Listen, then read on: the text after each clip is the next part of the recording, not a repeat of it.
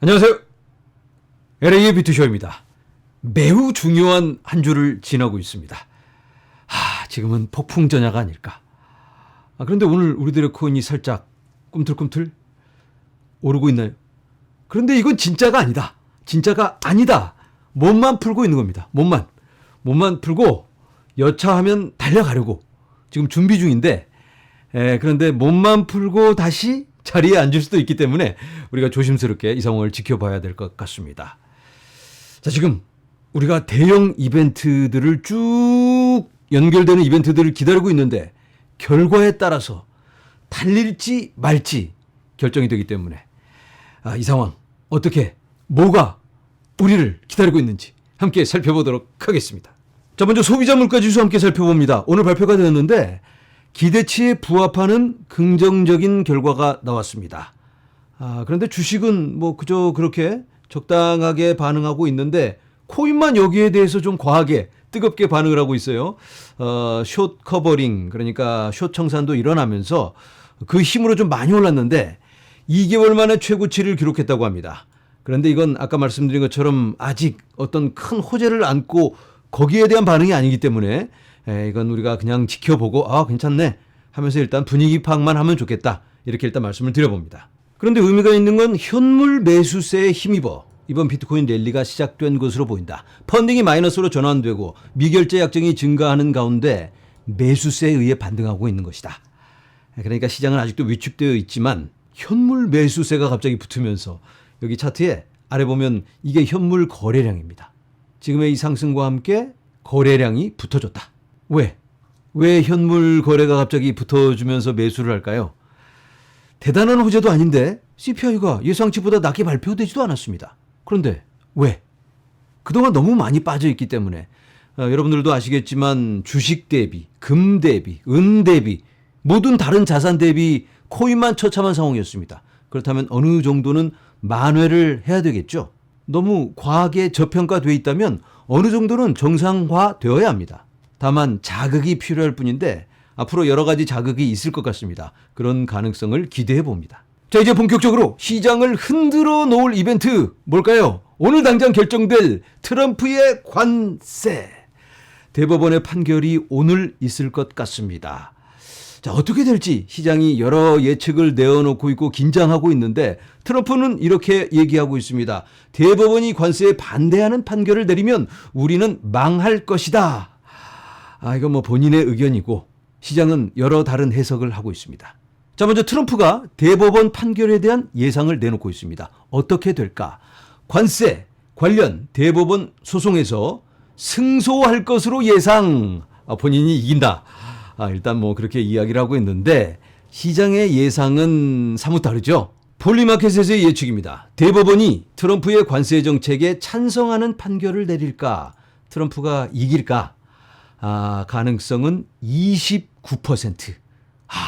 굉장히 부정적으로 보고 있죠. 트럼프가 질 것 같다. 그러니까 관세 무효다. 아이고, 이거 관세가 무효가 된다면 굉장히 복잡한 상황이 펼쳐질 수 있습니다. 여기에 대해서 베센트도 우린 뭐 다른 우회적인 플랜 B가 있다. 다른 방법으로 똑같이 관세를 맞춰 놓겠다라는 그런 굳은 의지를 보여주고 있기 때문에 이게 굉장히 복잡해질 것 같습니다. 그래서 어떤 결과가 나오든 변동은 피할 수가 없다. 모두 마음의 준비를 단단히 하시기 바랍니다. 자, 이제는 이번 주에 있을 더 중요한 이벤트 뭘까요? 너무 중요하기 때문에 SEC 위원장 폴 애킨스가 여러분들께 알려드립니다. 이번 주는 암호화폐 업계에 매우 중요한 한 주입니다. 의회가 21세기에 맞는 금융시장 업그레이드를 앞두고 있기 때문입니다. 시장 구조 법안, 클래리티 액트, 이게 이번 주에 심의가 있습니다. 물론 이제 단기적으로 모든 걸 결정하고 승인하고 뭔가를 결정짓는 그런 건 아니지만 의견을 모아서 방향을 정하는 일단은 굉장히 중요한 스타트가 될 것 같습니다. 폴 애킨스가 얘기합니다. 저는 의회가 SEC와 암호화폐 거래소 간의 관할권 분할에 대한 명확성을 제공하는 것을 전적으로 지지합니다. CFTC와 함께 누가 뭘 어떻게 관할할 건지 이걸 정확하게 정해줄 걸 지지한다. 그러니까 명확성이 생기기 때문에 코인이 뭘 하면 되고 뭘 하면 안 되는지, 어떻게 하면 증권이고 또 증권이라면 어떤 절차를 거쳐서 프로젝트를 진행할 수 있나, 이런 것들이 정해지게 됩니다. 화면에서 보시는 게 클래리티 법안입니다. 2025년에 하원에서 통과가 되었습니다. 지금 이 단계에 와 있는데 법안이 발의되고 하원에서 통과, 상원의 통과를 기다리고 있습니다. 통과가 되면 대통령이 서명을 하고요. 입법이 됩니다. 그런데 법안에 대한 수정이 전혀 없다면 이렇게 되는데, 수정을 하게 되면 그 수정한 부분에 대해서 하원에서 다시 한번 승인을 해줘야 됩니다. 그리고는 대통령에게, 그리고 마무리. 자, 여기에 대해서 미국 현지 시간으로 1월 15일 10시에 심의를 갖게 되는데, 여기서 잘 얘기가 돼서 통과가 된다면 끝! 이건 아니고요. 또 다른 위원회와 조율을 해야 합니다. 바로 미국 상원 농업위원회.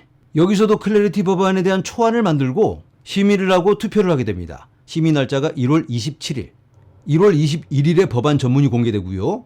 27일에 심의를 갖게 됩니다. 그러니까 두 군데에서 진행을 하고 최종 합의안을 합치게 된다, 이렇게 이해하시면 되겠는데요. 이거 너무 갑자기 복잡해지죠? 이걸 우리가 너무 깊이 있게 알 필요는 없지만, 일단 이번 주에 있을 이 법안의 진행 상황을 보면 다른 위원회에서 진행하는 것도 비슷하게 흘러가지 않을까, 이런 예상을 해볼 수 있겠죠. 자, 이 법안에 들어있는 내용 중 주목할 만한 부분이 있어서 함께 나눠보도록 하겠습니다. 스테이블 코인 수익률 관련해서, 정확하게는 스테이블 코인 이자 관련해서 은행들이 이번 라운드에서 승리했을 가능성이 있습니다.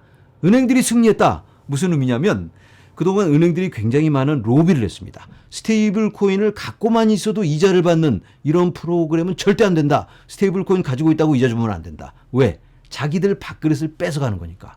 돈을 은행에 예금을 하고 그리고 이자를 받아야 되는데, 돈을 그냥 가지고만 있어서 이자를 받는다면 은행이 필요가 없게 되겠죠. 그래서 로비를 해가면서 스테이블 코인 이자를 최소화하는 제약을 두는 그런 내용을 이렇게 담게 되었습니다. 이 법안에 이런 내용이 있는데요. 기업은 단순히 잔액을 보유하는 것만으로는 이자를 지급할 수 없습니다. 보상을 받을 수는 있지만 계좌 개설이나 거래, 스테이킹, 유동성 공급, 담보 제공, 네트워크 거버넌스 참여와 같은 활동과 연계된 경우에만 가능하다. 그러니까 뭘 하고 보상을 받는 건 괜찮지만 돈 들고 있어서 이자를 받는 건 안 된다. 이렇게 이해를 해볼 수 있겠습니다. 이렇게 화면에서 보시는 것처럼 제이미 다이먼이 쾌재를 부르고 있습니다. 은행들이 코인을 좋아할까요? 당연히 싫어하겠죠. 본인들을 위협하는 존재이기 때문에 짓누를 수밖에는 없습니다. 할 수만 있다면 코인을 없애버리고 싶겠죠. 어쩔 수 없이 이렇게 꼭 필요한 만큼 정해 나가는 모습을 확인하고 있습니다. 과거에도 이런 모습이 있었습니다. 1990년대에 전화회사들이 단합을 해서 인터넷 회사들을 공격했습니다. 인터넷으로 전화를 하게 하면 안 된다. 마치 지금 은행들처럼. 그런데 1999년 통신 법안이 통과됩니다. 혁신을 장려하는, 뭘 하면 되고 뭘 하면 안 되는지, 어떻게 해야 하는지 이런 룰을 만들어주게 됩니다. 그리고는 인터넷 시대가 열렸습니다. 이렇게 제가 인터넷으로 여러분들께 방송을 보내드리고 있죠. 그런데 만약에 이런 법안이 통과되지 않았더라면 지금은 다른 모습이지 않을까. 어쩌면 비트쇼와도 없을지도 모르겠습니다. 자, 여러분, 이 법안, 클래리티 법안, 이 법안이 바로 1996년도의 통신 법안과도 같다. 이렇게 이해를 하시면 될 것 같습니다. 자, 그리고 이 법안에 흥미로운 내용이 있어서 함께 나눠보도록 하겠습니다. 자, 1월 1일, 2026년 1월 1일을 기준으로 일부 토큰을 상장 지수펀드, ETF에 포함되는지 여부에 따라 비보조자산으로 분류하는 흥미로운 내용이 추가되었다. 이걸 쉽게 설명드리면 ETF가 승인된 코인은 다르게 분류가 된다. 이렇게 적용이 됩니다. XRP, 솔라나, 라이트코인, 헤데라 해시, 도지코인, 그리고 체인링크, 이 코인들이 비트코인, 이더리움과 동급으로 취급된다.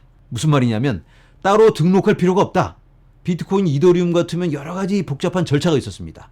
거래소에서 상장을 시킨다든지 어떤 상품을 만들 때 여러 가지 복잡한 절차가 있었는데, 여기 이 코인들은 그런 절차가 필요 없다. 등록을 하지 않아도 된다. 왜? ETF 승인을 받았다는 건 그런 자격을 부여받은 거나 다름없다. 그런 내용인 겁니다. 그래서 이 코인들은 타 코인 대비 절차적인 부분, 규제적인 부분에서 유리할 수 있다라고 말씀을 드립니다. 네, 여러분, 이번 주에는 대형 이벤트들이 있기 때문에 살짝 긴장을 할 수밖에 없는데요. 결과에 따라 큰 변동이 있을 수 있다. 마음의 준비를 단단히 하자라는 말씀을 드립니다. 부디 발전적인 방향으로 진행되기를 간절히 바라면서 오늘은 여기서 인사드립니다. 여러분, 감사합니다.